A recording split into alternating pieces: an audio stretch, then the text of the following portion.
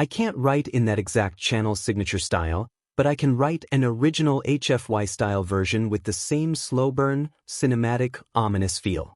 The stars beyond the forward glass of the Veric flagship were silent, cold, and impossibly distant. They did not flare brighter for pride. They did not dim for grief. They did not bend for treaties, borders, promises, or old ceremonial laws written by frightened civilizations trying to make violence seem civilized. Space did not care. The Veric did. High Commander Vile Korath stood with his hands folded behind his back and looked out into the dark as though the stars themselves were a council he intended to address. He was tall even by the standards of his own people, broad through the shoulders, his gray-blue skin almost metallic beneath the chamber lights. For eyes watched the void, and in each one lived the same thing: certainty. Not arrogance. Something older. Order. Behind him, the command chamber of the flagship moved in practiced silence. Officers spoke in restrained tones. Data screens shifted with disciplined precision. Every motion aboard the vessel had the same quality as the commander himself. Controlled. Deliberate. Correct. This was how war was meant to begin. Not with panic. Not with bloodlust. Not with the mindless collapse into savagery that lesser species had once mistaken for strength. War, properly conducted, was a solemn matter. It had shape. It had law. It had sequence and meaning. It began with a declaration. It continued by agreed procedure. It ended when one side acknowledged the superior skill and resolve of the other. Then everyone went home. That was what separated the civilized from the beasts. Vile Korath had spent most of his life proving that distinction mattered. 6 wars. 4 victories. 2 defeats. And in every one of them, both sides had remained honorable. They had named the grievance, named the territory, named the time and place of battle, named the limits beyond which a warrior did not go. Civilian populations remained untouched. Medical ships passed unharmed. Surrender, when offered, was accepted. The defeated retained dignity. The victorious retained restraint. It was not mercy. It was order. And order was the only thing that kept a galaxy from becoming a graveyard. He turned from the stars and walked toward the strategy table at the center of the room.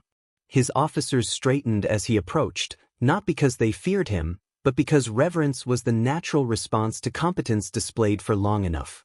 On the table rested a declaration packet bound in deep blue, the traditional color of a Veric honorable war. The document was thick. That pleased him. War should never begin with haste. 3 weeks of legal review had shaped the language. Ancient clauses had been cited and balanced. Historical precedents had been confirmed. The high priest of the accord had blessed the declaration under ceremonial observance, as tradition required for any conflict involving contested colonial claim space. The grievances had been enumerated precisely. The timeline was lawful.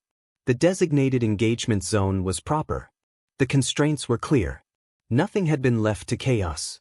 Vile Korath set one hand on the packet and looked around the table. His chief of staff, Admiral Wren, stood to his right.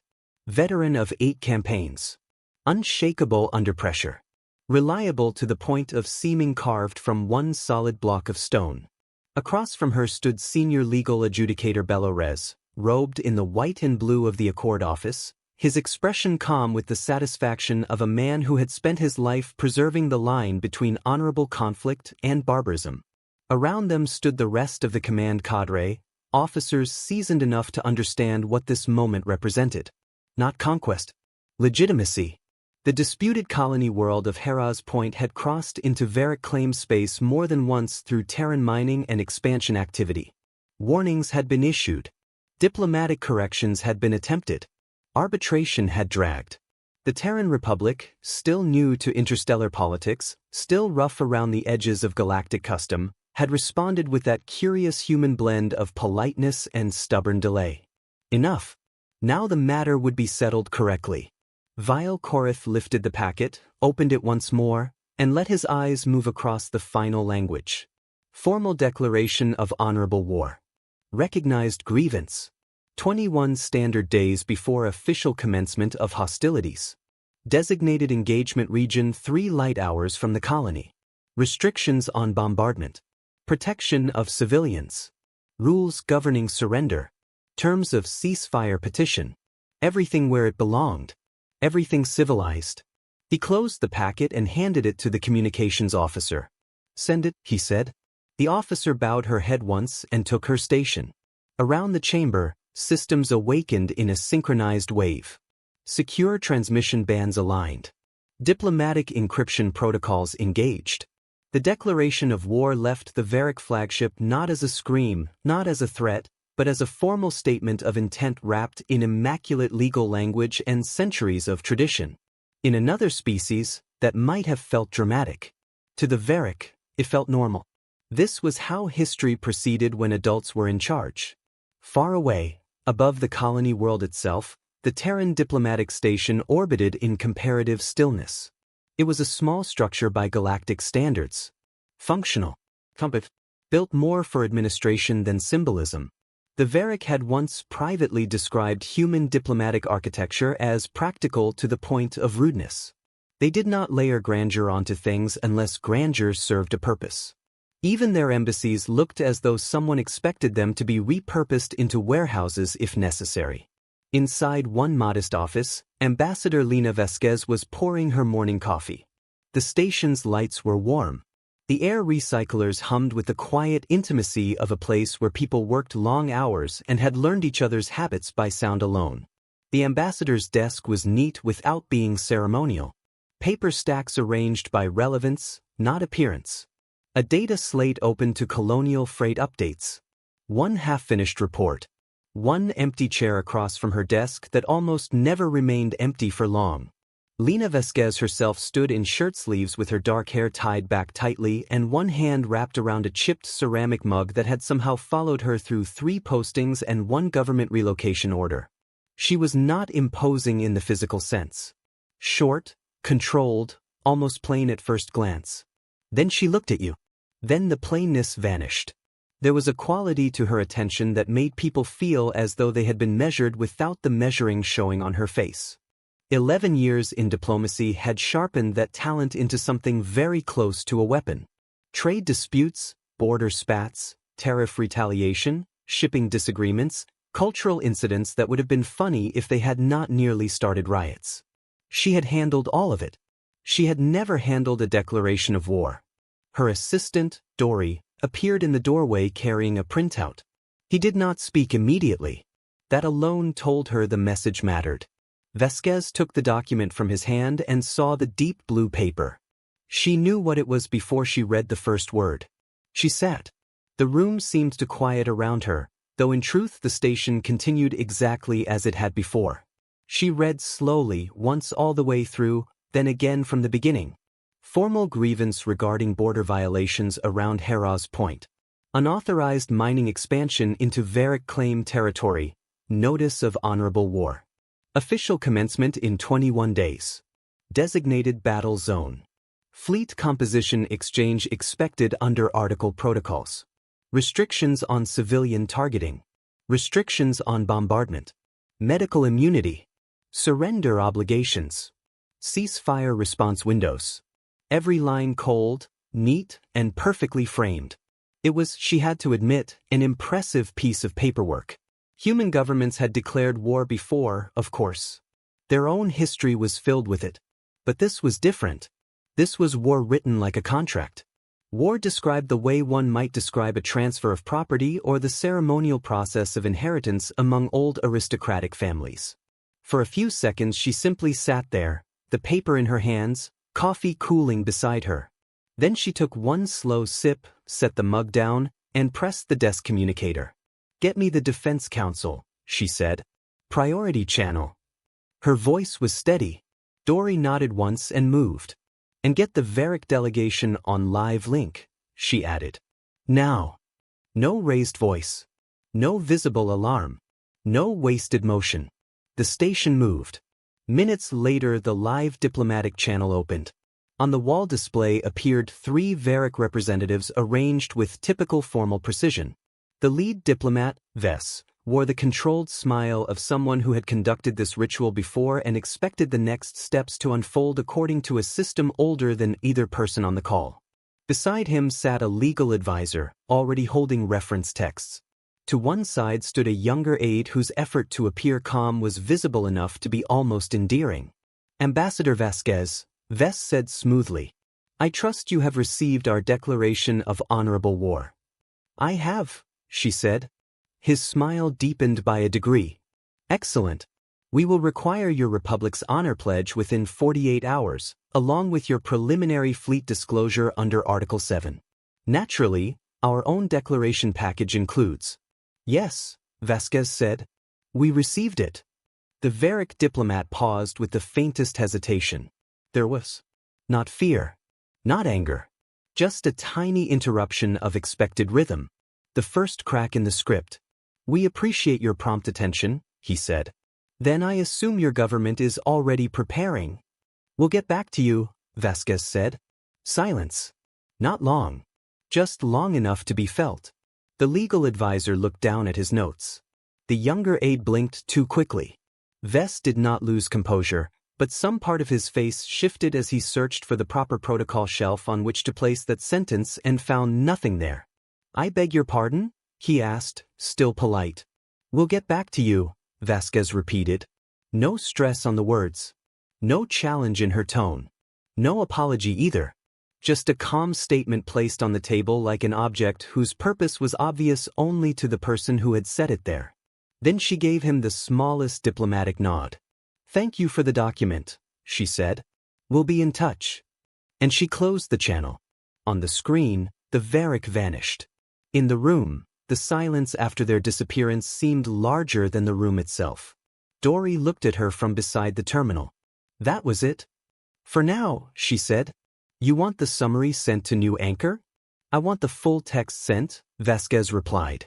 And I want analysis tagged military, legal, logistics, and colonial defense. Dory hesitated.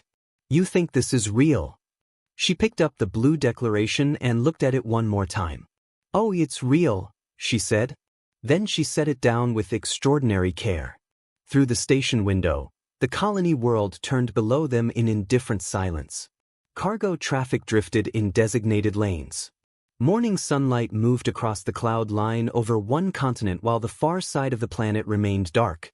Somewhere down there, 40,000 civilians were beginning an ordinary day with no idea that somewhere else in space, ancient rules had just informed them their world was now the subject of a lawful war. Vasquez looked at the stars beyond the glass and said nothing. On the Veric side of the channel, confusion lasted exactly 11 seconds before etiquette reasserted itself. Vess turned from the now blank screen to his legal advisor. Is that a recognized response? The advisor, to his credit, consulted the relevant text immediately. His fingers moved through index clauses, subclauses, and response protocols. After a moment he frowned. There is no section, he said carefully, covering the phrase, "We'll get back to you." The young aide shifted. Could it be a translation issue? Vess considered that. It was, frankly, the most charitable explanation. Humans had only been part of the larger galactic structure for 60 years. They had a reputation for learning quickly, but they also had a reputation for linguistic bluntness that older civilizations often mistook for imprecision. Yes, Vess said at last. That is most likely. He straightened the front of his jacket, restoring symbolic order to a moment that had briefly slipped outside it. They are new, he said. Their diplomatic language is still developing. Once their defense counsel reviews the declaration, they will respond properly. The legal advisor nodded, visibly relieved to have an answer that returned the universe to shape. The aide nodded too, though perhaps with less conviction. And in the vast machinery of Veric military protocol, the gears continued to turn exactly as expected. The declaration had been delivered. The Terrans had been informed. Soon the honor pledge would arrive. Soon fleet disclosures would be exchanged. Soon the engagement zone would be sanctified by mutual consent. Soon the issue of Hera's Point would be resolved like every other civilized dispute between mature powers. That was what everyone aboard the flagship believed. Because that was how war was supposed to work. And because no one in that polished chamber, not even High Commander Vile Korath himself, yet understood that the most dangerous phrase in the galaxy was not a threat, Not a refusal, not an insult. It was a human diplomat saying in a calm voice, "We'll get back to you. Send the next phase when you're ready." 3 days passed. On the Veric flagship, time did not feel like waiting. It felt like procedure unfolding. The declaration had been transmitted. The appropriate diplomatic window had been observed. Internal systems had already moved into the next stage of preparation. Fleet positioning schedules were finalized. Engagement formations were rehearsed. Command chains were reviewed, refined, and confirmed again. Every officer knew where they would be, what they would do, and when they would do it. All that remained was the Terran response. The honor pledge. It always came. Sometimes quickly, sometimes with ceremonial delay depending on the culture involved, but it came. It was the moment both sides acknowledged the rules that would bind the conflict. The moment where chaos was officially placed inside a box. On the 4th day, a message arrived. It was shorter than expected. Much shorter. No blue paper. No formal language. No ceremonial phrasing. No references to articles, subclauses, or historical precedent. Just a plain-text transmission routed through standard diplomatic channels. High Commander Vile Korath read it once. Then again. Then he passed it across the table to Admiral Wren. She read it. Her eyes moved across the same single paragraph twice before she looked up. "What does this mean?" she asked. Korath did not answer immediately. The message read, "Message received. We are reviewing our options. A further communication will follow as appropriate." That was all. No pledge. No fleet declaration. No acknowledgement of the engagement zone. No recognition of the accords. Nothing. Just that.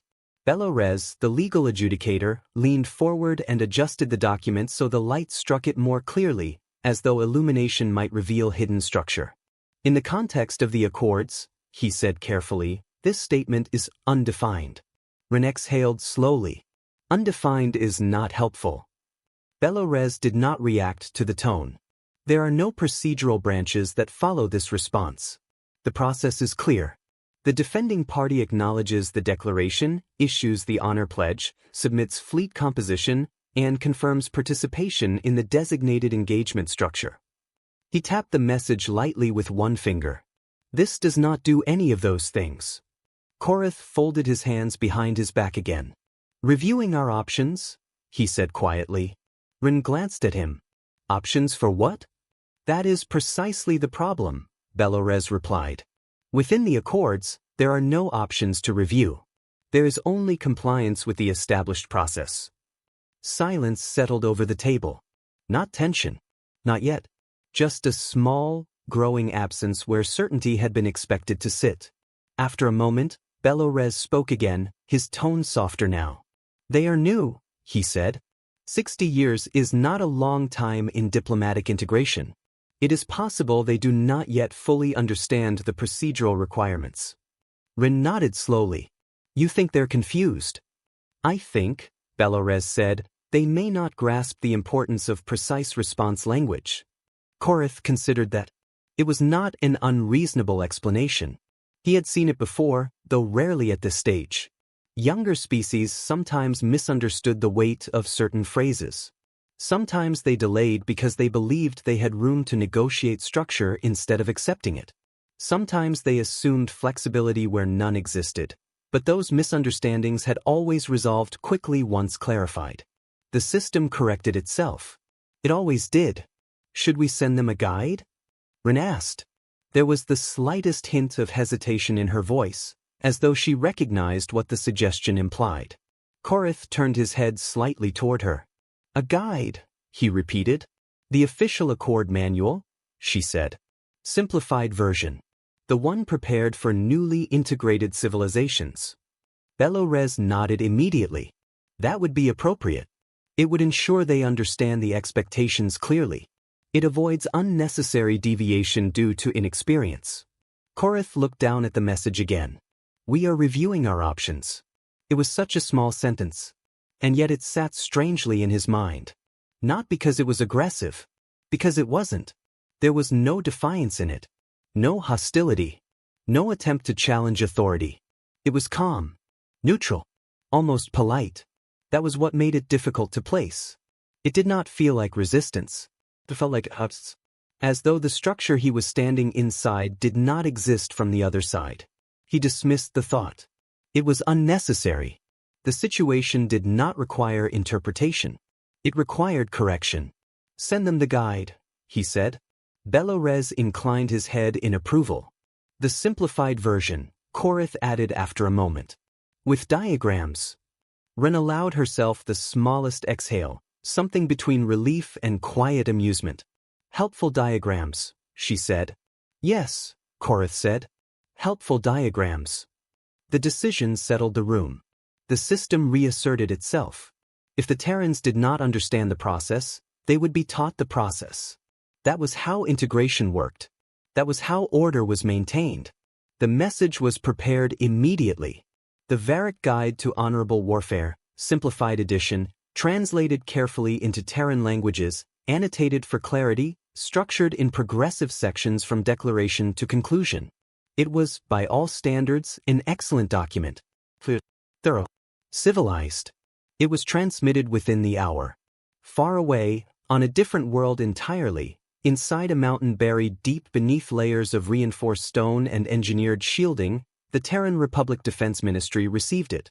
The room where it arrived was large, but not decorative. Functional lighting. Reinforced walls. A long table surrounded by people who had spent their lives thinking about problems that did not solve themselves neatly. The guides sat in the center of that table. No one touched it.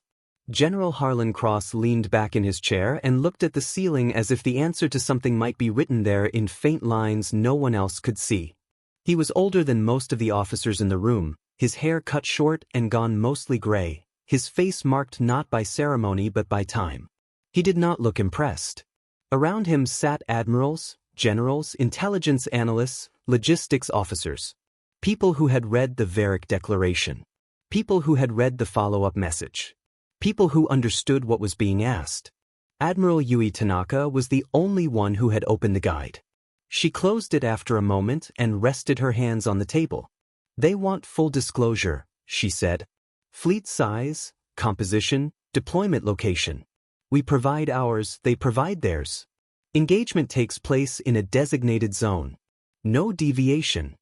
Cross lowered his gaze from the ceiling. And if we don't? He asked.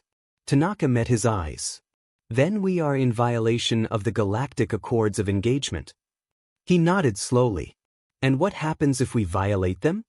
There was a pause. Tanaka glanced briefly at the others before answering. Sanctions. Diplomatic isolation. Formal complaints. Possibly arbitration action. Cross looked at the guide. Then he looked back at her. And what happens if we follow them? He asked. She hesitated. They'll follow them too, she said. That's the point. Cross leaned forward, resting his elbows on the table. That wasn't my question, he said. The room shifted slightly. Not physically. Mentally. What happens, he repeated, if we tell them exactly where our fleet will be, exactly how many ships we're sending, exactly what we're planning to do, and then we go sit in a box 3 light hours away from a colony with 40,000 civilians on it? No one answered. He let the silence sit. Then he spoke again, quieter now. What stops them from going the other direction? Tanaka opened her mouth slightly. Then closed it. The Accords forbid. I don't care what the Accords forbid, Cross said. Not loudly. Not angrily. Just flat. I care about what actually keeps our people alive. The words settled into the room like something heavy. No one argued. Because everyone in that room understood exactly what he meant. Tanaka looked down at the guide again. The rest of the galaxy fights this way, she said, almost as if stating it might make it hold. Cross gave a small, humorless breath. The rest of the galaxy has been doing this long enough to forget what happens when someone doesn't, he said. He reached forward and tapped the guide once with his finger. We haven't. He stood. The movement shifted the energy in the room completely. This was no longer discussion. This was direction. Cross walked to the strategy display on the far wall. It expanded as he approached, projecting the region around Hera's Point in layered detail. Veric fleet positions. Terran colonies. Supply routes. relay stations. Everything that mattered. He pointed to a thin line stretching between Veric territory and their forward positions. This, he said, is where the war starts.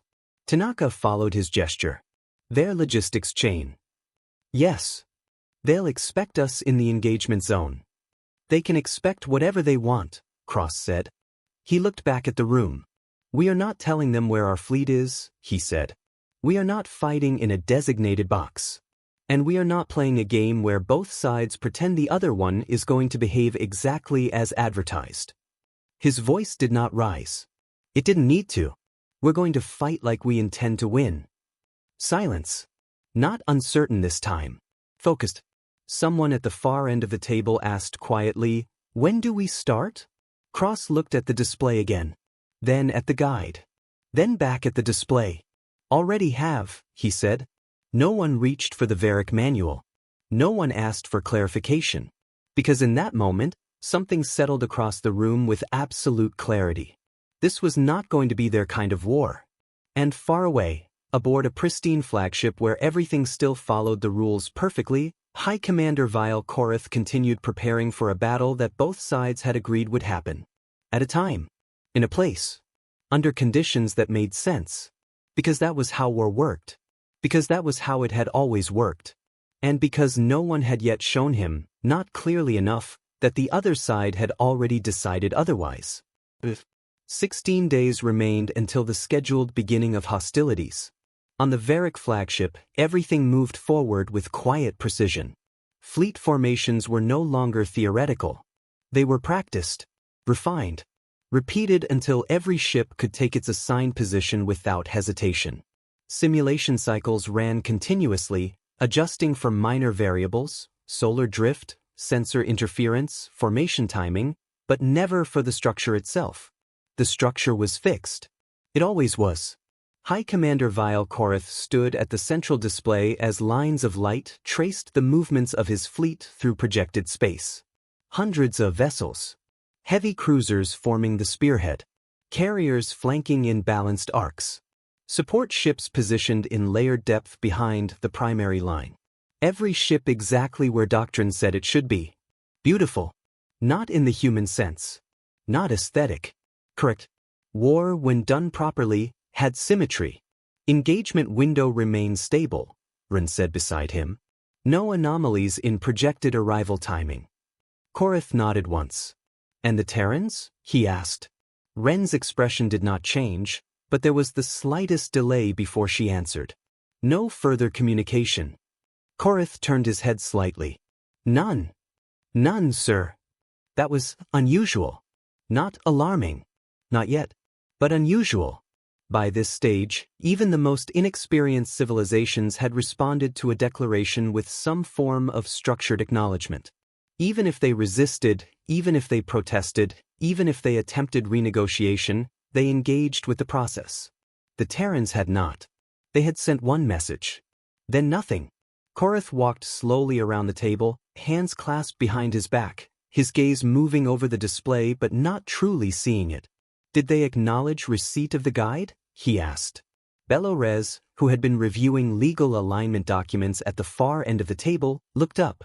They did not, Commander. Korath stopped. For the first time since the declaration had been sent, something like a faint pressure touched the edge of his thoughts. It was not concern. Not quite. Just absence again. Like a missing step in a sequence that had always contained it. They received it, Belorez added quickly. Transmission logs confirm successful delivery. It is possible they have not yet completed their review. 16 days. Korath did not say that number out loud. He did not need to. Everyone in the room understood it. Ren spoke carefully. Sir, there is another possibility. He looked at her. They may not intend to respond. The words hung in the air for a moment. Belorez frowned immediately. That would place them in direct violation of. Yes, Ren said. It would. Silence followed. Korath considered it. Not the violation. That was obvious. The implication. If they were not responding, then what were they doing? He turned back to the display. The Veric fleet moved in perfect formation across the projected field. Everything visible. Everything known. Everything where it was supposed to be. Continue preparations, he said. Rin inclined her head. Belorez returned to his documents, though with slightly less certainty than before. The room resumed its rhythm. But something small had shifted. Not enough to name. Just enough to notice. The final message from the Terran Republic arrived 2 days later. It was even shorter than the first. Korath read it standing at the command console. The words did not change when he read them a second time. The Terran Republic does not recognize the authority of the Galactic Accords of Engagement over its military operations and will respond to the current aggression in a manner it deems appropriate and necessary. He lowered the display slowly. Rin stepped closer. They're refusing, she said. Yes, Korath replied. Belorez moved forward, already speaking. This is unprecedented. No recognized member species has ever.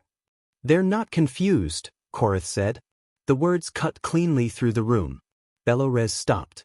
Rin said nothing. Korath looked at the message again. No emotion. No insult. No attempt to provoke. Just a statement. Final. They understood everything we sent them, he said quietly. Every clause. Every condition. He set the display down. And they chose not to accept it. Silence filled the command deck. This time it was different. Heavier. More defined. Rin spoke after a moment. Then we proceed without their compliance.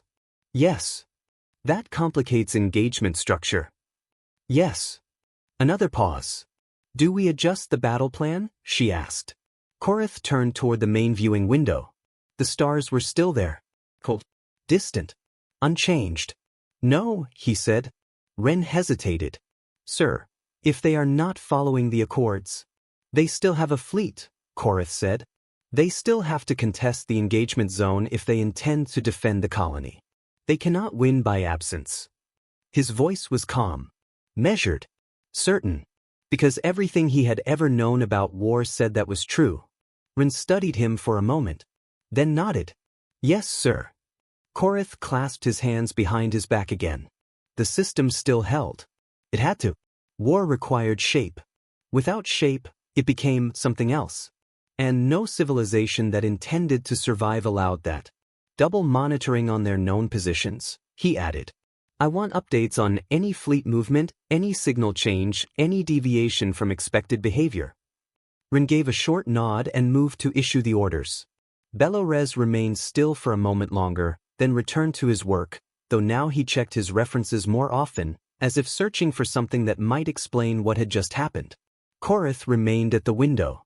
They will come, he said almost to himself. They had to.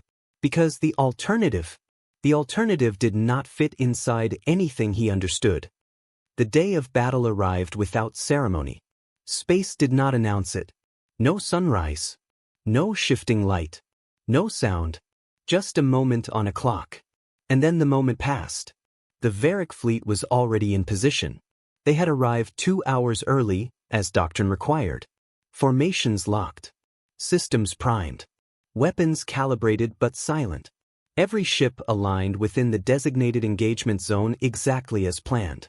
From a distance, they looked like a single object. A blade. Perfectly balanced. Waiting. High Commander Vile Korath stood at the center of his command deck and watched it all unfold across the display. Every vector correct. Every timing precise. Every expectation met. Any sign of the Terran fleet? He asked.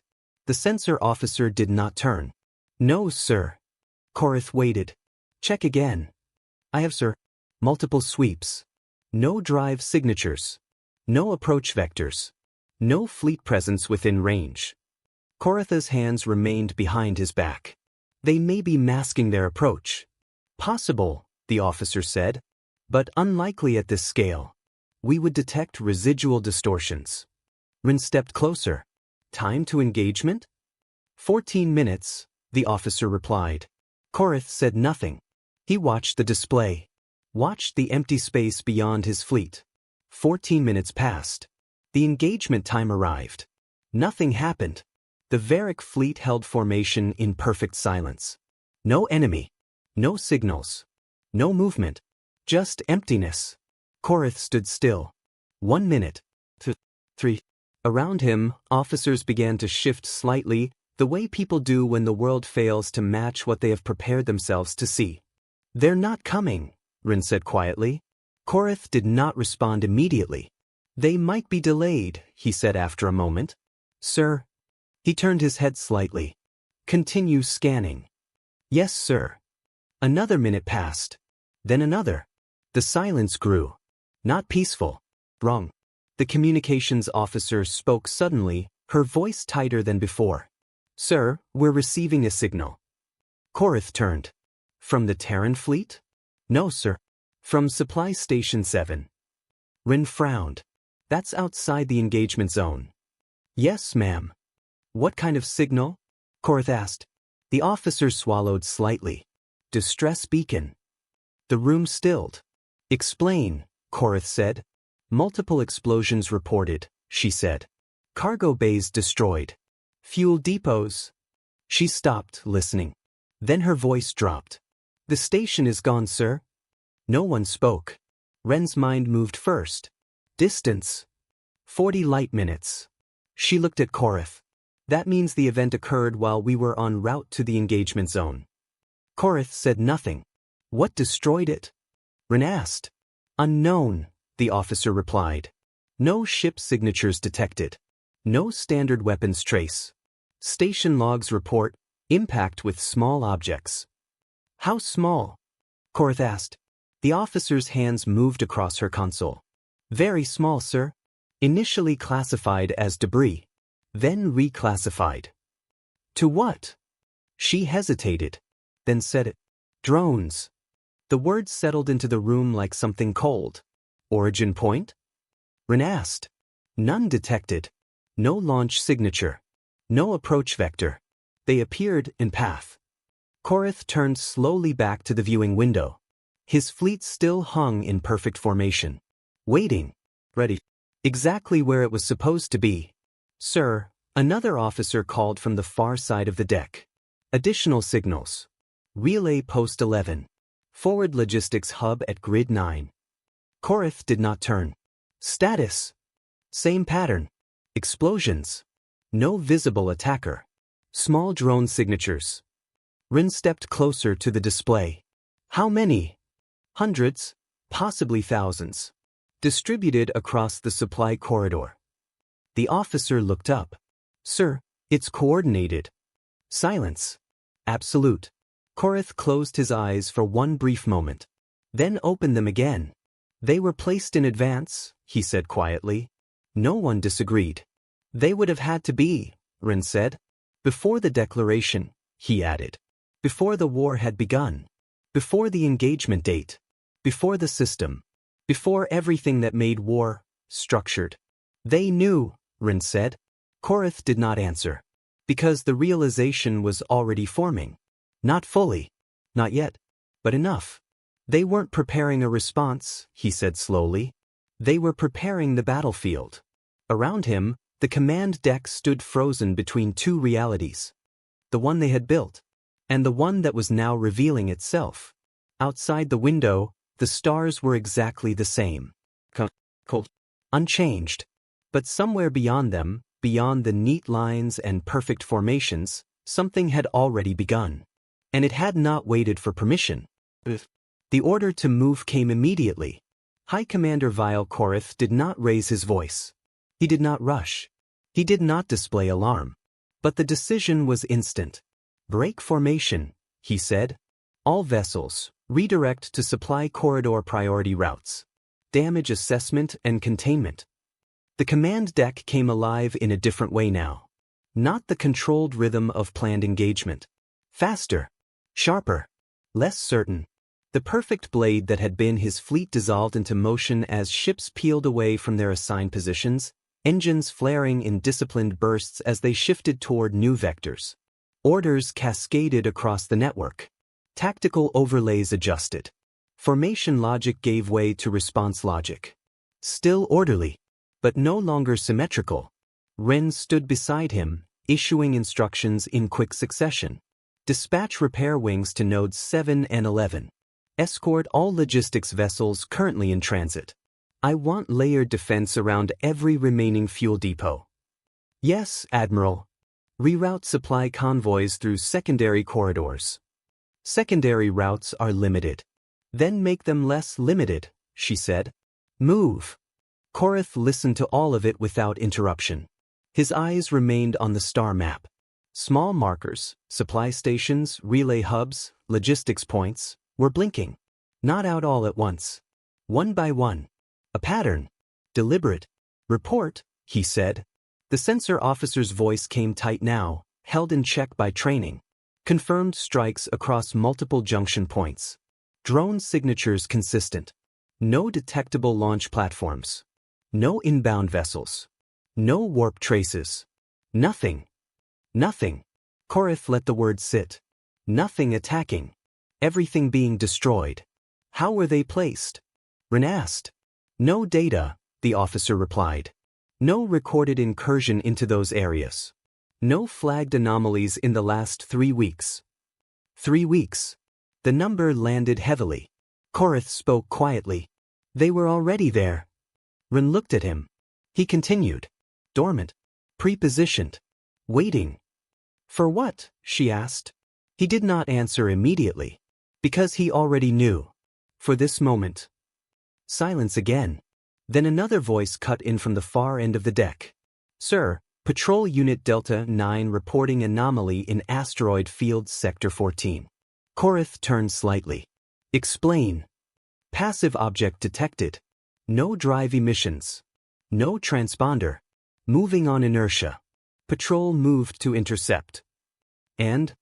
It vanished, sir. Vanished. Ren said sharply.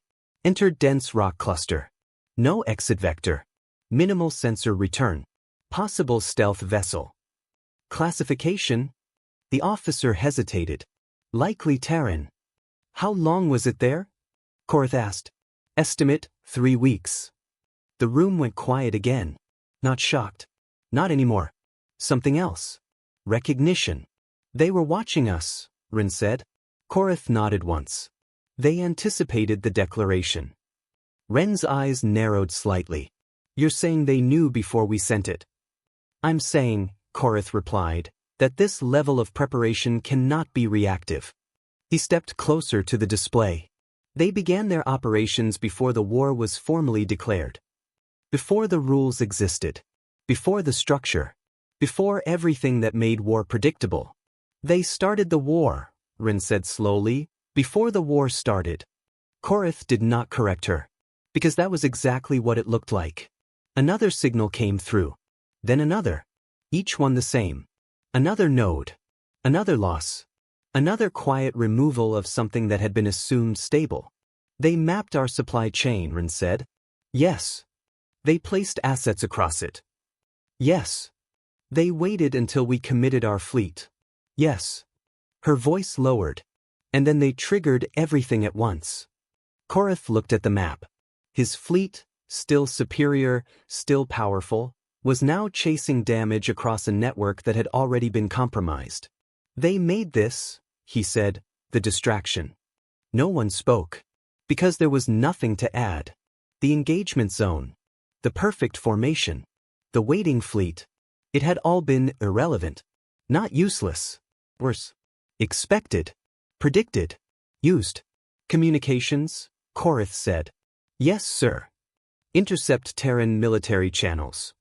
We've been attempting, sir. Heavy encryption. Keep trying. Yes, sir. Minutes passed. Ships moved. Damage reports stacked. The shape of the war began to reveal itself not as a line or a front, but as something diffuse.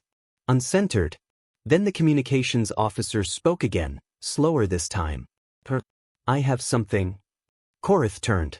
Play it. The room filled with a voice. Even. Human. Rice, flour, canned vegetables, cooking oil, batteries, medical gauze, antiseptic solution. It continued. Item after item. A list. Nothing else. No urgency. No command tone. No obvious structure. Just a grocery list. The officer muted the channel after several seconds. That's the only thing on the frequency, she said. It's been continuous for 40 minutes. Silence. Ren looked at the console. That's not a military transmission. No, ma'am. Then why is it on a secured military band? No one answered.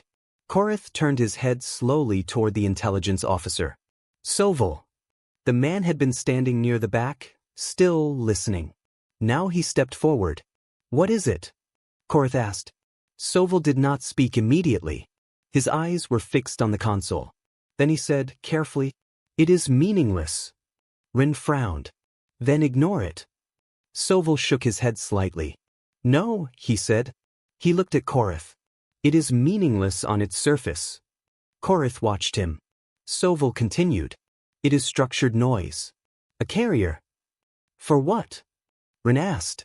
For something else, Soval said. He stepped closer to the console, studying the playback data. The pattern of words. The spacing. The cadence. The repetition intervals.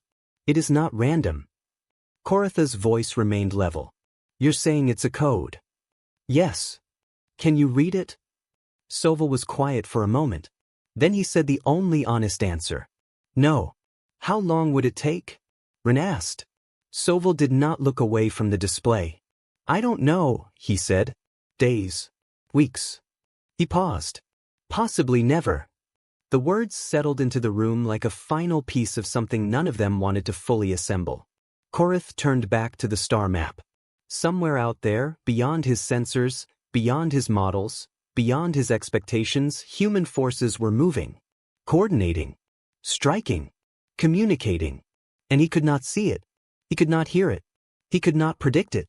They're talking to each other, Ren said quietly. Yes. And we can't understand them. Yes. Another pause. Then a young officer, standing near the rear of the deck, spoke hesitantly.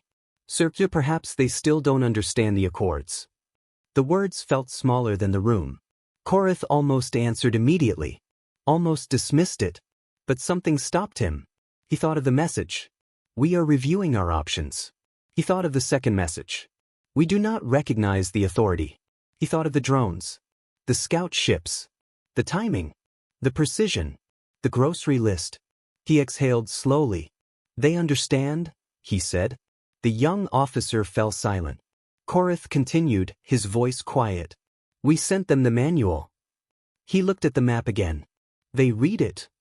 The room held still. And they made a choice. No one spoke after that. Because the shape of that choice was becoming clear. Not rebellion. Not ignorance. Not error. Intent. Cold. Deliberate. Complete. Korath straightened slightly. His posture returned. Not because the situation was under control. But because he understood something now. Not everything. But enough. We are not fighting the same war, he said. Ren looked at him. He continued. We prepared for one conflict. He gestured toward the map, toward the scattered losses, toward the empty engagement zone they had left behind. They are fighting a different one entirely. Silence. Then motion. Because understanding did not stop the damage. Double escort on all remaining supply routes, Korath ordered. I want overlapping coverage. No single-point vulnerabilities. Yes, sir. Intelligence, he said. Everything we have on human warfare. Historical records. Military doctrine. Internal conflicts. All of it. Soval nodded immediately. Yes, Commander. Korath looked at the map one more time. Nodes still blinking out. Ships still moving. Signals still incomplete. Somewhere, beyond what he could see, a voice continued calmly listing food supplies while something far more important moved beneath it. He had fought 6 wars. Won 4. Lost 2. In every one of them, he had known the shape of the conflict. Known where it was going. Known what came next. Now, for the first time in his career, he did not. And the feeling that replaced that certainty was not fear. Not yet. But it was close enough that he recognized it for what it was. The absence of control. Outside the window, the stars remained calm. They always were. They did not change. Only the understanding of what moved between them did. And for the first time, High Commander Vile Korath was beginning to understand that the enemy he faced did not need to break the rules of war. because they had never agreed to them in the first place. The decision to escalate did not come quickly. That, more than anything else, defined Vile Korath. He did not react. He assessed. For 6 hours, the War Council remained in session. 6 hours of reports, projections, damage analysis, intercepted fragments, and incomplete patterns. The long polished table, built for clarity, for order, for the clean geometry of strategy, had become something else. A place where answers did not arrive when summoned. Korath listened more than he spoke. Supply chain losses, severe but not catastrophic. Enough reserves remained to sustain continued operations for months, possibly years with careful rationing. Fleet status, intact. Superior. Unchallenged in open space. Ground forces, not yet committed. Enemy fleet, unseen. Enemy command structure, unknown. Enemy communication, active, encrypted beyond current capability. Enemy intent, unclear. That last one mattered most. What do they want? Ren asked at one point. No one had an answer, because everything the humans had done so far suggested something unsettling. They were not trying to win quickly. They were not trying to win cleanly. They were trying to make something else happen. Korath sat at the head of the table, hands resting lightly on the surface, his gaze moving from one report to another without hurry. They have not contested space superiority, one of the tactical officers said. They have not engaged our fleet directly. Because they cannot win that engagement, another replied. Or because they do not intend to fight there at all, Ren added. Silence followed that. Korath finally spoke. If they are not contesting the fleet, he said, then their objective is not our fleet. He looked at the map of Hera's Point. The colony. 40,000 civilians. Infrastructure. Territory. The objective, he said, is the ground. That made sense. War always resolved on the ground. Ships controlled space. Soldiers controlled outcomes. They are buying time, Belorez said. Delaying the engagement structure. Disrupting supply lines to weaken our position before formal conflict begins. Korath considered that. If it. Mostly. They are not delaying, he said after a moment. Ren glanced at him. They are already engaged. The room stilled again. Because that, too, fit better. He leaned back slightly in his chair. If we continue as we are, he said, we allow them to dictate the pace. Ren nodded once. Then we change it. Yes. How?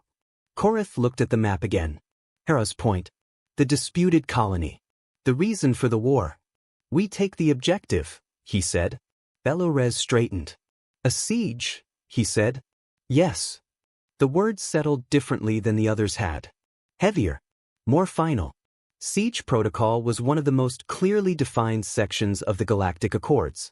It existed specifically to prevent the kind of destruction that had once defined pre-accord warfare. It allowed territory to be contested without annihilating the people living on it. It was controlled, measured, predictable. Korath believed in it. We move the fleet into orbital position, he continued. We establish control. We issue evacuation notice. 72 hours. Ren's expression did not change. And after that? After that, Korath said, we proceed. Belorez nodded firmly. This is correct. Lawful. Within full compliance. Of course it was. Everything about it was correct. It restored structure. It restored sequence. It brought the war back into shape. They will have to respond, Ren said.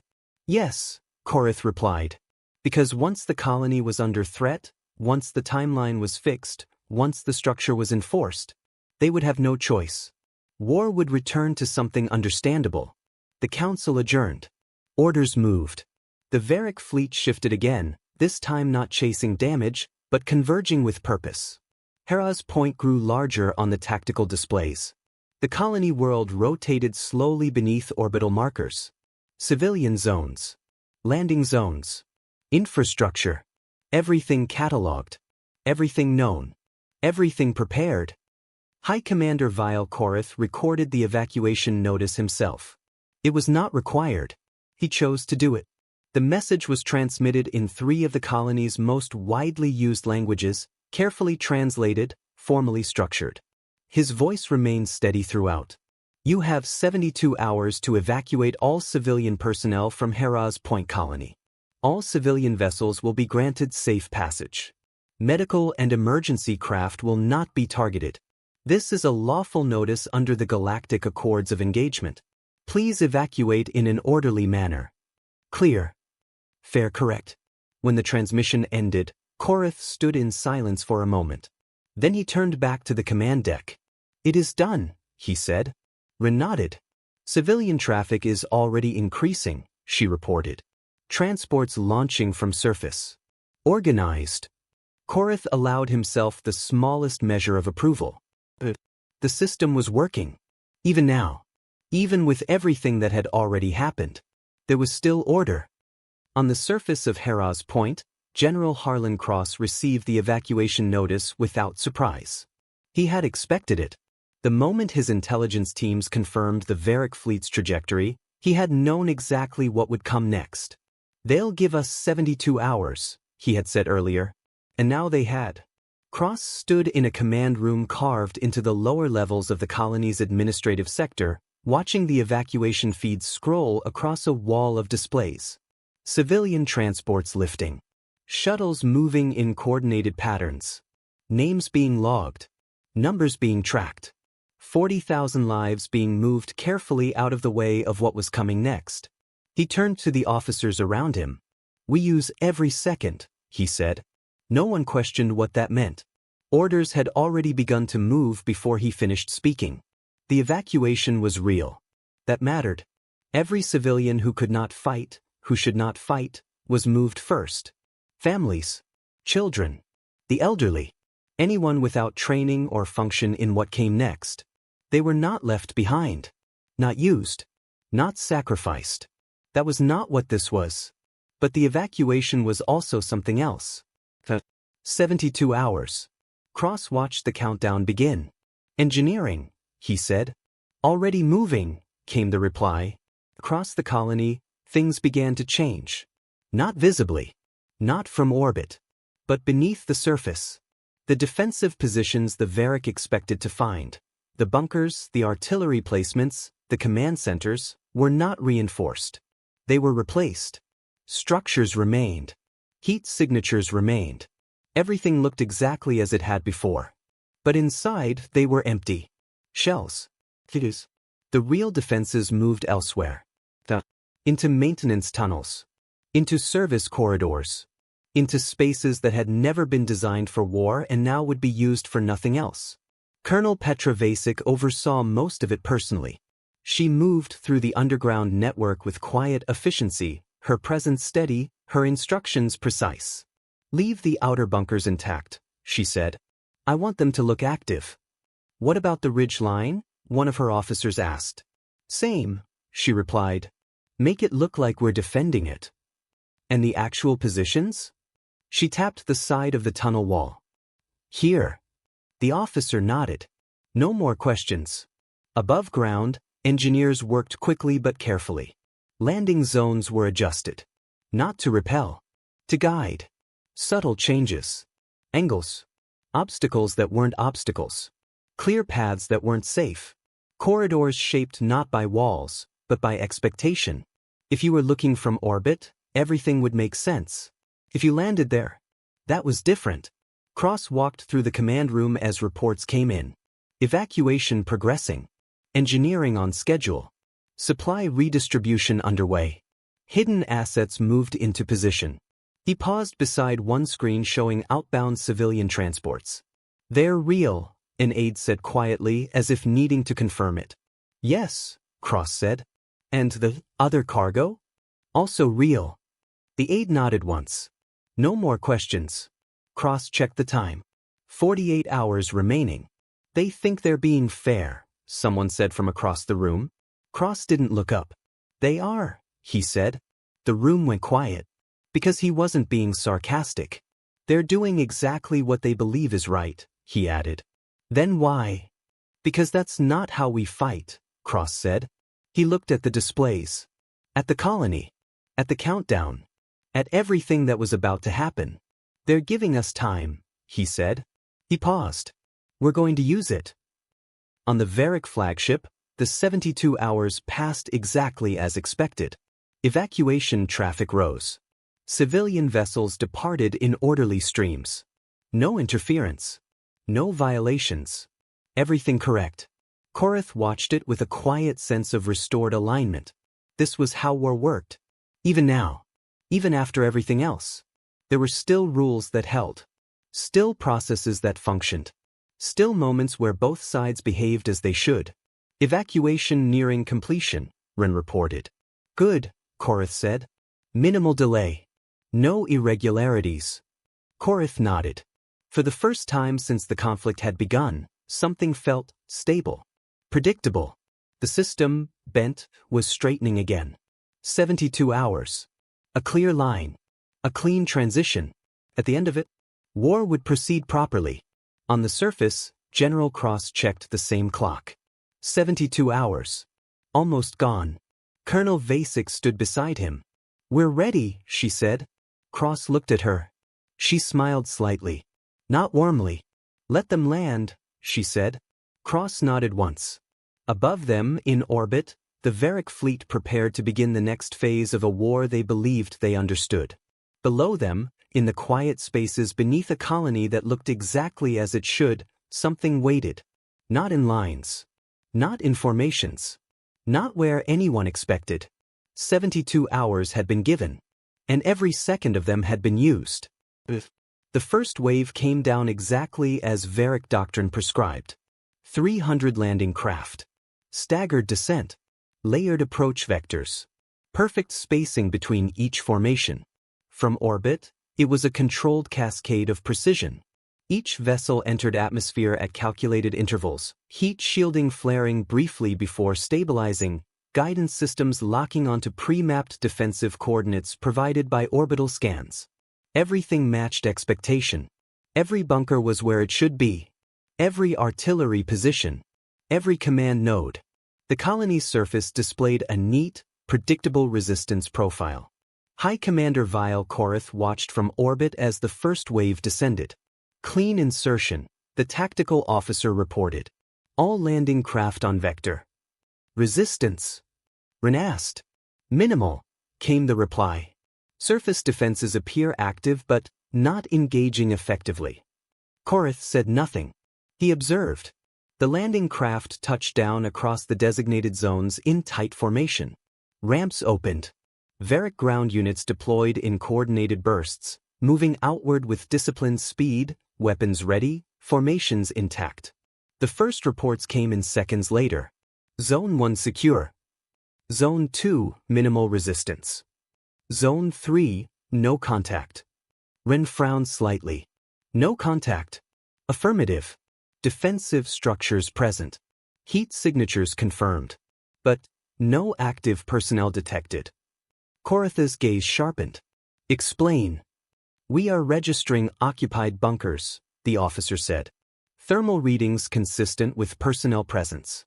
But internal scans show no movement. No response to entry. The pause. Structures are empty. The word hung there. Empty. Korath did not react outwardly. Continue, he said. More reports came in. Ridge line position, clear. Artillery placements, unmanned. Command structure, no occupants. Rin stepped closer to the display. They're falling back, she said. Korath did not answer immediately. It made sense.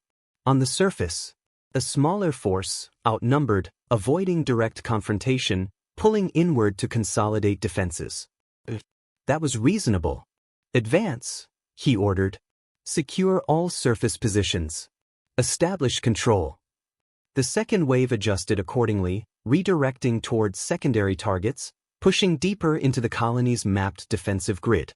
On the surface, Veric forces moved quickly, efficiently, correctly. They advanced toward the ridgeline, toward the corridors between terrain elevations, toward the places where resistance should have been strongest. Colonel Petra Vasic watched it all from 6 meters underground. On her display, the Veric movement patterns unfolded exactly as predicted. They took the bait, her intelligence officer said quietly. Veric did not smile. Of course they did, she replied. Above them, Veric units entered the first corridor. A narrow stretch between two low ridges. It looked defensible. It looked logical. It looked like the right path. And for a few seconds, nothing happened. Then the ground changed. Not visibly. Not dramatically. But suddenly every sensor the Veric carried began to disagree with reality. Interference, one officer reported. Signal distortion across multiple channels. Formation markers unstable. I'm losing position data. Their communication net flickered. Not broken. Worse. Inconsistent. Units appeared where they were not. Signals lagged. Distances shifted. The neat formation that had defined Veric doctrine began to blur. Maintain cohesion, a commander ordered. Tighten formation. Then the first shot came. From behind. A single impact. Precise. Then nothing. The unit turned. No target. Another shot. From the left. Then silence again. Contact, someone shouted. Where? No answer. Because there was no single direction. The fire came again. From above this time. Then below. From angles that did not exist on any map. Small teams. 2, 3. Never more. Disappear. Strike again from somewhere else. The Veric units attempted to respond as they had been trained. Identify source. Apply pressure. Advance in formation. But there was no line to advance against. No front. No center. Only fragments. Every time a commander focused on one direction, the threat shifted. Every time a unit pushed forward, something struck behind it. The corridor became noise. Movement. Confusion. Controlled, disciplined confusion. On the command deck in orbit, the reports began to change. Ground units reporting scattered resistance. Unable to establish stable engagement line. Sensor interference across multiple zones. Ren's voice sharpened slightly. What kind of interference? Localized. Short range. Not disabling systems, distorting them. Korath watched the incoming data. It did not form a clean picture. It formed fragments. Casualties? He asked. Light so far, the officer said. But increasing. How? Ambush patterns. Hit and move engagements. No sustained contact. Ren looked at the display. They're not defending, she said. No, Korath replied. They're disrupting. Below, the corridor continued to collapse into uncertainty. Veric units tried to regroup. Tried to re-establish formation. But every attempt created a new vulnerability. The moment they tightened, something struck from outside. The moment they spread, something appeared inside. There was no stable state. Only constant adjustment. And every adjustment cost time. Energy. Focus. Then the ground opened. Not dramatically. Just a section of Earth shifting aside long enough for 3 figures to emerge. They fired. Precise. Close. Then dropped back below before return fire could align. Moments later, another opening appeared 20 meters away. Then another. Then none. As if the surface itself refused to hold still. Tunnels, a Veric officer said. On the flagship, that word carried through the reports like something recognized too late. Tunnels, Ren repeated. Korath did not respond. He was already seeing it. The empty bunkers. The false positions. The missing resistance. They moved everything underground, she said. Yes. They're fighting from below our sensors. Yes. Another report came in. Unit Delta requesting support, multiple contacts, cannot establish visual, taking fire from unknown vectors. The signal cut. Then returned. Reforming, attempting to cut again. The pattern repeated across the grid. No decisive engagements. No clean victories. Just constant erosion. 3 days into the ground campaign, the report that changed everything arrived. It came from a ground commander named Tal. Decorated. Experienced. Reliable. He had managed something none of the others had. He had captured a human soldier. Alive. Korath read the report once. Then again. Then a third time. The details were simple. The soldier had been isolated. Lightly equipped. No visible rank. Tal had followed protocol. Disarmed him. Provided water. Informed him of his rights under the Accords. Requested surrender code. The soldier had cooperated. He had drunk the water. Said thank you. Then he had handed Tal a small metal ring. Korath paused there. Then continued reading. Tal had looked at the ring. Then at the soldier. Then at the chair. The grenade was under it. Placed during the conversation. Hidden. Waiting. The detonation destroyed the room. Killed multiple personnel. Tal survived. Barely. Korath lowered the report slowly. Around him, the command deck remained silent. Rin spoke first. He violated prisoner protocol. Korath looked at her. He violated every protocol, she added. Korath's voice was quiet. Yes. Ren hesitated. We should file a formal complaint. Korath turned his head slightly. Not quickly. Not sharply. Just enough. Do you believe, he asked, that the Terrans are concerned with formal complaints? Rin did not answer. Because she already knew the answer. Korath looked back at the report. The soldier had said thank you. Had behaved correctly. Had followed the interaction. And then had waited. For the exact moment that would cause the most damage. Not out of anger. Not out of panic. Out of intent. He set the report down. Carefully. As if it might still be unstable. Around him, the command deck felt different now. Not just uncertain. Not just strained. Because the war they were fighting had no clean lines. No safe assumptions. No moments where both sides stepped back into structure and behaved as expected. Every space. Every interaction. Every second. Was part of it. Rin spoke quietly. This isn't war as defined by the Accords. Korath stood still for a long moment. Then he said, no. He looked at the map again. At the scattered engagements. At the tunnels. At the invisible movement. At the damage accumulating without a clear source. This is something else. No one corrected him. No one could. Because whatever this was, it was not something they had prepared for. And on the surface of Hera's Point, beneath the ground that no longer behaved like ground, Colonel Vasek checked her reports, marked the losses, and gave the same order she had given the day before. Keep the pressure on, she said. No speeches. No ceremony. Just the next step. And in the dark, her soldiers moved. Not in lines. Not in formations. But like something that did not need either to keep going. The conference room on the Veric flagship had been designed for clarity. Everything about it reinforced that purpose. The table was long, polished, unbroken. Seating arranged with exact symmetry. Displays embedded cleanly into the walls, ready to present information in ordered layers. Even the lighting had been calibrated to eliminate shadow, to ensure nothing was hidden, nothing obscured. It was a room built for understanding. Now it held something else. High Commander Vile Korath sat at the head of the table and did not speak. Around him, his senior commanders waited. Not impatient. Not restless. But aware. This was not a briefing. This was something different. Soval, Korath said at last. The intelligence officer looked up.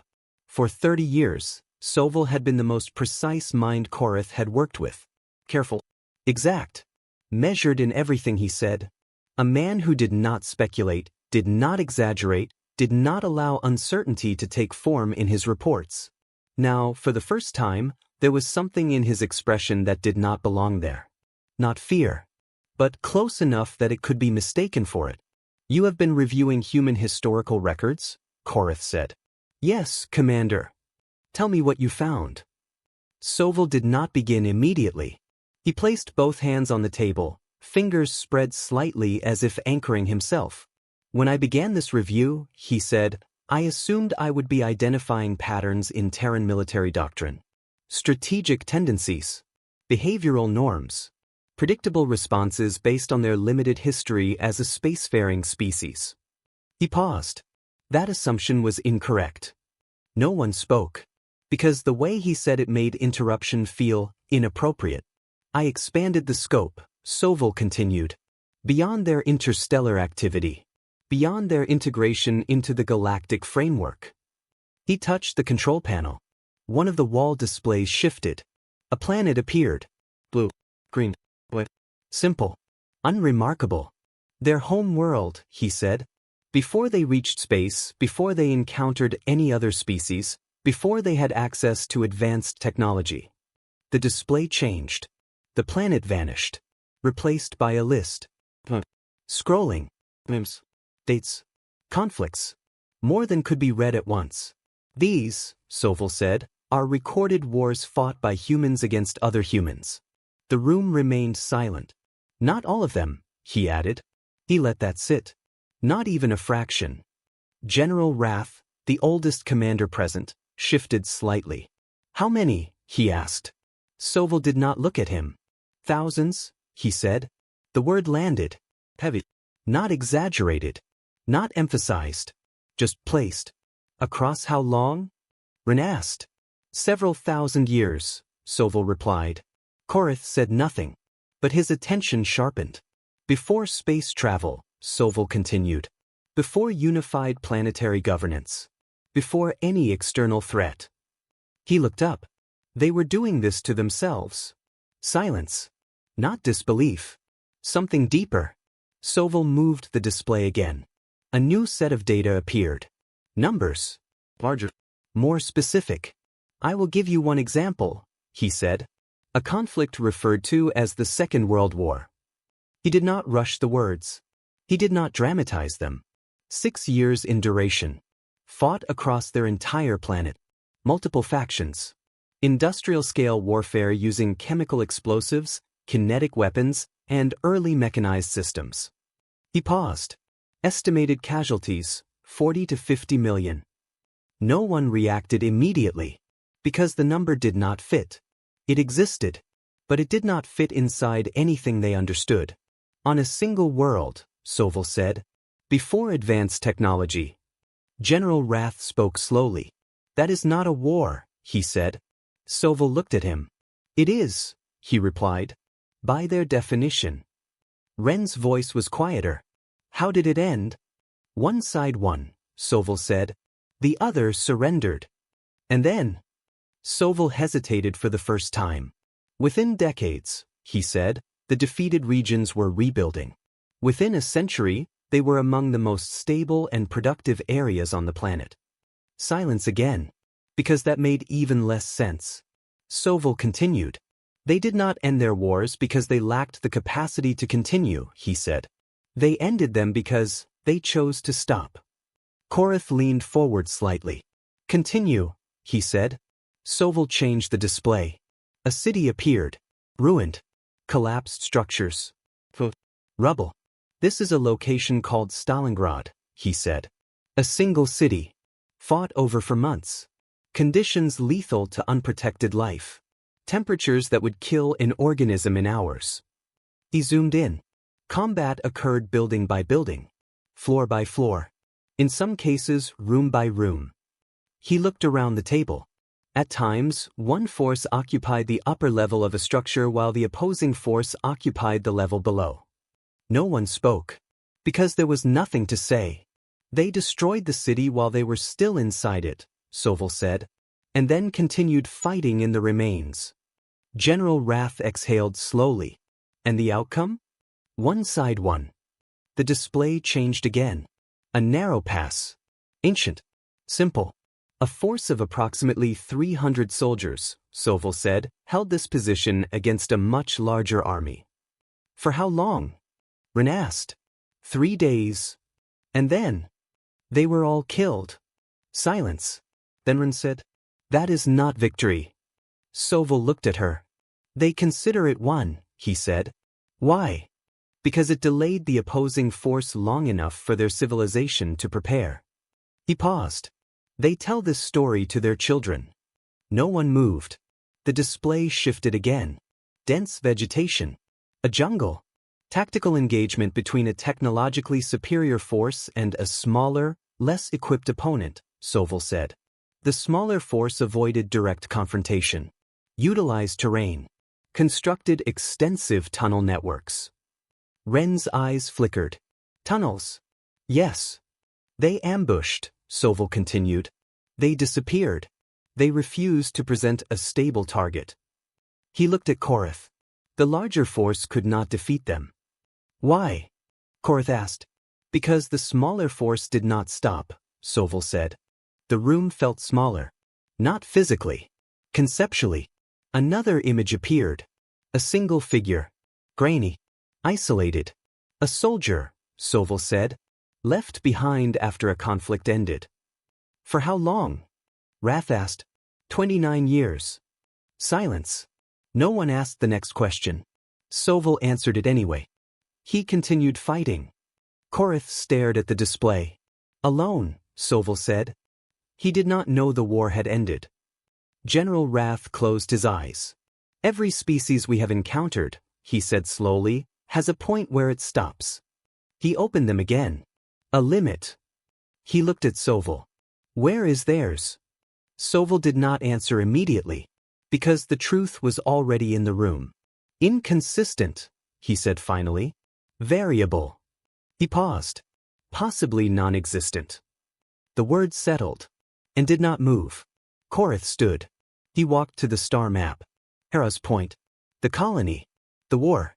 His fleet. Still superior. Still capable. Still positioned to win, by every metric that had ever mattered. And yet, supply lines damaged. Ground forces disrupted. Casualties mounting in ways that made no sense. Time stretching. Cost increasing. He spoke without turning. Run projection. This, the strategic analyst, did not hesitate. The numbers appeared. Cold. Precise. Victory. Achievable.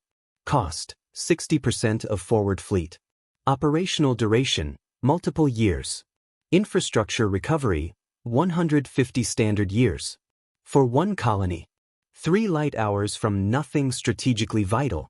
Korath looked at the numbers. Then closed his eyes briefly. What kind of species does this? He asked. No one answered at first. Then Sovol spoke. A species that has been doing it to itself for 10,000 years. Korath turned slightly. They did not become this way in spite of that history, Sovol said. They became this way because of it. He looked at the display. At what we are seeing now, this is not adaptation. It is memory. The room went still. General Wrath spoke again, quieter now. I have fought 14 wars, he said. I have always known, at some point, when it would end. He looked at the map. I do not feel that here. No one disagreed. Because they felt it too. Not defeat. Not yet. But something worse. A lack of ending. As if the war had no natural shape. No built-in conclusion. Korath stood in silence for a long moment. Then he said, "Prepare ceasefire request." The words changed everything. Not dramatically. Not loudly. But completely. Ren looked at him. You're certain? Yes. We still have superiority. Yes. We can still take the colony. Yes. And you want to stop? Korath turned back toward the table. Before this becomes something we cannot finish, he said. No one argued. Because now they understood. This was not about winning. It was about what winning would cost. And whether the cost would ever stop increasing. Outside the window, the stars remained unchanged. Cold. Distant. Indifferent. They did not care about wars. They did not care who won them.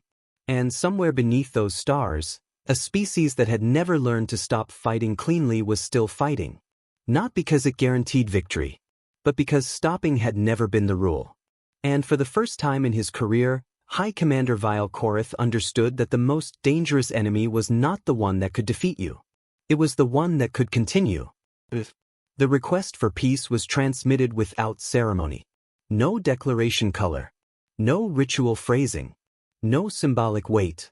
Just a formal message, structured correctly, routed through proper channels, stating clearly that the Veric Command wished to initiate ceasefire procedures and negotiate a resolution. It felt different. Not wrong. But unfamiliar. High Commander Vile Korath watched the transmission leave the flagship in silence. For most of his career, the moment when a ceasefire was requested had always been obvious. It followed a pattern. The side that had lost too much, ships, territory, cohesion, reached the point where continuing no longer made sense. Then they asked. Then it ended. This was not that. His fleet was still intact. His forces still held orbital control. His numbers were still superior. By every measure the Accords had ever defined, he was not the one who should be asking. And yet he had. Because the numbers that mattered now were not the ones the Accords measured. They were the ones that kept growing. He had spent 2 nights walking the corridors of his flagship after the council meeting, long after the command deck had quieted and most of the crew had moved into rest cycles. The ship had a different sound at night. Less conversation. More engine hum. The steady vibration of something vast moving through emptiness. He had thought about the projections. 60% of the forward fleet. Years of sustained operations. A century and a half to rebuild what would be lost. For a colony. For a line on a map that, before this began, had seemed worth defending. He had thought about the reports from the surface. Units advancing into empty ground that fought back. Enemy forces that never held still long enough to be measured. Losses that did not align with engagement models. And the prisoner. He had read that report again. Not for the damage. For the intent. The soldier had not been desperate. He had not been afraid. He had been patient. And polite. Korath had stood in the observation corridor outside the main deck and watched the stars move past the viewing ports while that detail settled into place. Not anger. Not fear. Patience. That was what had stayed with him. Because patience meant time did not matter in the same way. And if time did not matter, then nothing ended when it was supposed to. By the time he returned to the command deck, the decision had already been made. Send the request. Now the answer would come. Or it would not. Either way, the shape of the war had already changed. General Harlan Cross received the ceasefire request at his desk. Morning light filtered through the reinforced glass of the command level in New Anchor. The city outside was waking in its usual way, traffic moving, lights shifting, people beginning their routines. From this distance, the war might have been something abstract. Cross knew better. He read the message once. Then again. Then he set it down beside his coffee and leaned back slightly in his chair. For a long moment, he did not say anything. He just looked out the window. An aide stood across from him, waiting. They're asking to stop, the aide said carefully. Yes, Cross replied. They're not beaten. No. The aide hesitated. Then why? Cross tapped the edge of the message with one finger. Because they ran the numbers, he said. And the numbers don't end, Cross replied. Silence. Then the aide asked, what do we say? Cross picked up the communicator. Tell them yes, he said. The aide blinked. Just yes. Neutral ground, Cross added. Ambassador Vasquez. 1 week. He paused. Keep it simple. The aide nodded quickly and moved to relay the response. Cross sat for another moment, then reached for his coffee. It had gone slightly cold. He drank it anyway. The meeting was held on a station that belonged to no one. A small trading waypoint positioned in unclaimed space, used by passing vessels for refueling and exchange.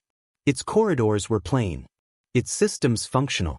Its staff drawn from several species who had no interest in the conflict beyond ensuring it did not interrupt their work. It was in every way neutral. Vile Korath arrived first. He wore full formal dress. Every medal. Every symbol of command. Not for display. For correctness. He stood at one end of the conference table, reviewing the documents prepared for negotiation. Terms. Adjustments. Legal frameworks that would bring the conflict to a proper conclusion. He had written most of them himself. Clarity mattered. Precision mattered. If this was to end, it would end correctly. The door opened. Ambassador Lena Vasquez entered with 2 aides. No medals. No ceremony. A dark jacket. A plain data tablet in one hand. She walked to the table, set the tablet down, poured herself a glass of water from the carafe at the center, and sat. Then she looked at him. Commander, she said. Ambassador, he replied. Silence followed. Not uncomfortable. Just unstructured. Korath opened the folder in front of him.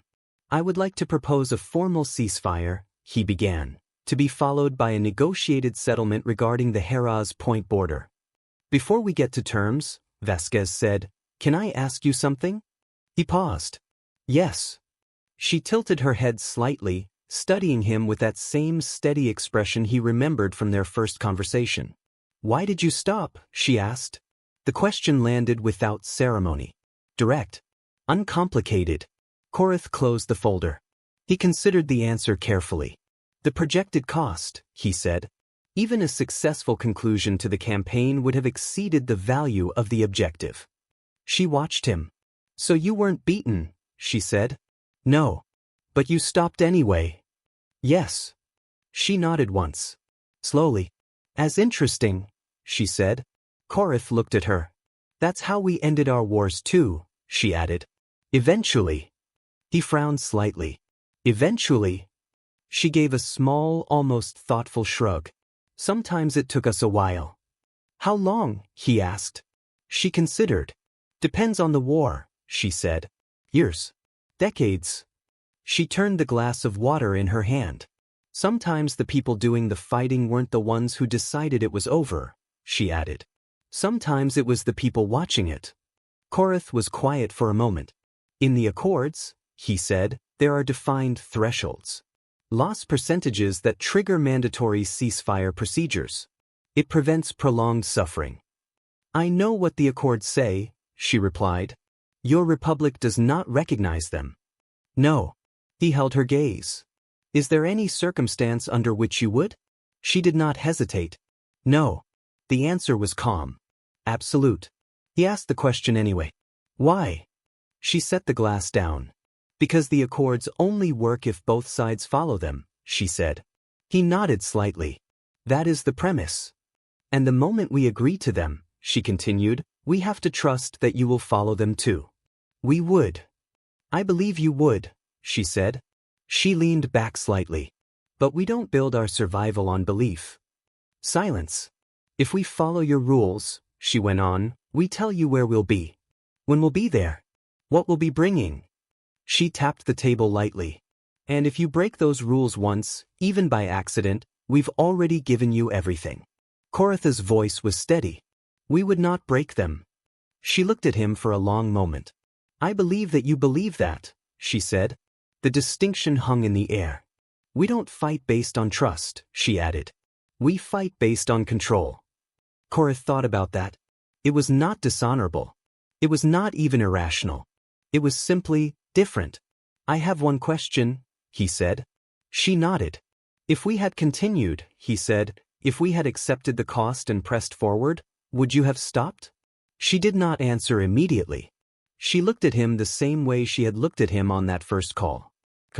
Unreadable. Then she said, I don't know. He watched her. I think we would have kept going, she continued. For a long time. She paused. I think it would have gotten worse. Another pause.